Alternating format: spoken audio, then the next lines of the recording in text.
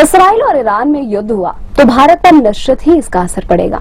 Iran और Israel दोनों ही देश से भारत के अच्छे रिश्ते हैं। माना जा रहा है कि इस युद्ध के बीच भारत की स्थिति एकदम न्यूट्रल होने वाली है।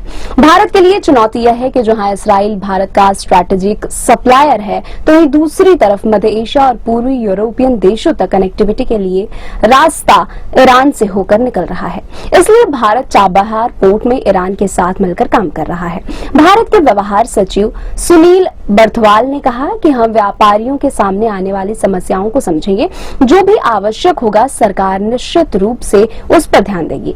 भारत दुनिया का तीसरा सबसे बड़ा तेल आयातक और उपभोक्ता है और हम अपनी पेट्रोलियम खरीद का एक बड़ा हिस्सा मध्य पूर्व से आयात करते हैं। दुनिया की पूरी ऑयल सप्लाई का 20% इसी मार्ग से होकर गुजरता है। ईरान दुनिया का 7वां सबसे बड़ा तेल सप्लायर देश है।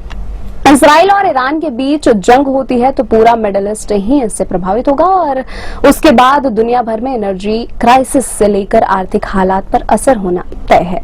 ईरान पर इजरायली मिसाइलों की खबर के बाद अंतर्राष्ट्रीय बाजार में तेल और गोल्ड के दाम बढ़ गए हैं। उल्लेखनीय है कि इसराइल भी भारत का एक अच्छा मित्र है और मोदी सरकार ने इसराइल से अब तक के सबसे दोस्ताना संबंध कायम किए हुए हैं। अगर इसराइल और ईरान का भी संघर्ष शुरू हो गया तो भारत की रक्षा सप्लाई पर असर पड़ सकता है।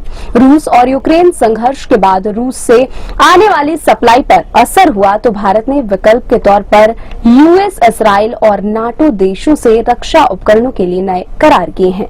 लेकिन अगर इसराइल ईरान संघर्ष होता है तो उसमें अमेरिका और अन्य नाटो देश उलझ जाएंगे। इसराइल हमास संघर्ष में इसराइल पहले ही उलझा है। ऐसे में अगर एलएसी पर चीन या एलओसी पर पाकिस्तान से किसी भी प्रकार के विवाद की स्थिति में भारत को अपने डिफेंस के लिए सपोर्ट और सप्लायर मिलने में मुश्किल होगी, जिसका असर हमारी सीमा रक्षा प्रणालियों पर भी पड़ सकता है।